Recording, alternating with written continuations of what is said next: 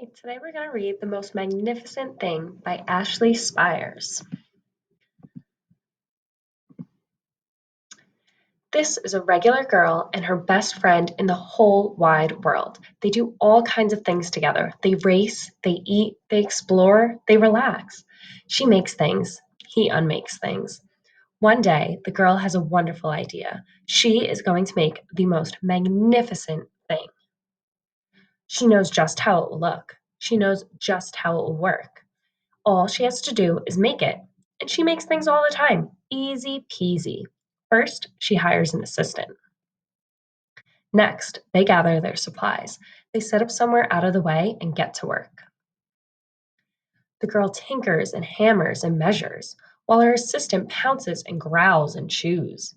When she is finished, she steps back to admire her work. She walks around one side. Her assistant examines the other side. It doesn't look right. Her assistant picks it up and gives it a shake. It doesn't feel right either. They are shocked to discover that the thing isn't magnificent or good. It isn't even kind of sort of okay. It is all wrong. The girl tosses it aside and gives it another go. She smooths and wrenches and fiddles. Her assistant circles and tugs and wags. When she is finished, she stands up, takes a long look at it. Her assistant gives it a nudge with his paw. The thing is still wrong. She decides to try again. The girl saws and glues and adjusts. She stands and examines and stares. She twists and tweaks and fastens. Fixes and straightens and studies. She tries all different ways to make it better. She makes it square. She makes it round. She gives it legs. She adds antennae. She makes it fuzzy. She makes it long, short, rough, smooth, big, small. One even smells of stinky cheese, but none of them are magnificent. Her hard work attracts a few admirers. They don't understand. They can't see the magnificent thing that she has in her mind. She gets mad.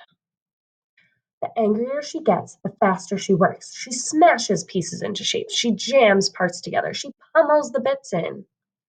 Her hands feel too big to work, and her brain is too full of all of the not right things. If only the thing would just work. Crunch. The pain starts in her finger. It rushes up to her brain, and she explodes. It's not her finest moment. I'm no good at this. I quit. Her assistant suggests a walk. It's not much help at first, but before long, she starts to feel different. Bit by bit, the mad gets pushed out of her head. As they stroll along, she comes across the first wrong thing she made. The bad feelings are about to start all over again. Then she notices something surprising. There are some parts of the wrong things that are really quite right. The bolts on one, the shape of another, the wheel to seat ratio of the next. There are all sorts of parts that she likes.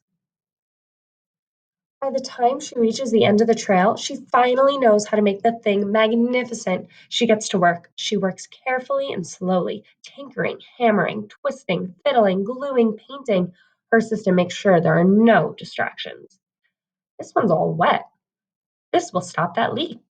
This is the perfect thing to ward off bears. The afternoon fades into evening. Finally, she finishes. She alerts her assistant.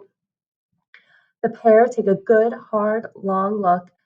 It leans a little to the left and it's a bit heavier than expected. The color could use a bit of work too, but it's just what she wanted. They climb aboard and take it for a spin. They are not disappointed. It really is the most magnificent thing. The end.